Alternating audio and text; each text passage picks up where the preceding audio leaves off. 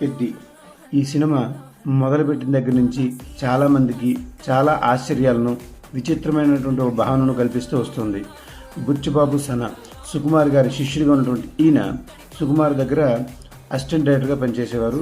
ఆ తర్వాత ఈయన ఒక ఉప్పెన ఒక సినిమా తీయడం జరిగింది.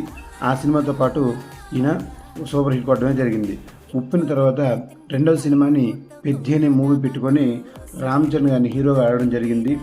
ఏఆర్ రెహమాన్ గారిని సంగీత దర్శకుడిగా, అలాగే బుచ్చిబాబు సన గారి దర్శకత్వాన్ని చూపించే ప్రయత్నం చేశారు.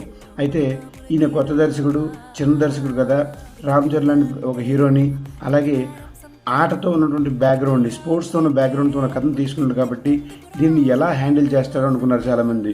కానీ బుచ్చిబాబు సన చిన్నగా సన్నగా కనిపించవచ్చు, కానీ ఆయన దర్శకత్వ ప్రతిభ ఎలా ఉంటుందనేది తెలుగు సినీ ఇండస్ట్రీకి చాలా గట్టిగా సాలిడ్గానే రుచి చూపించారని చెప్పాలి.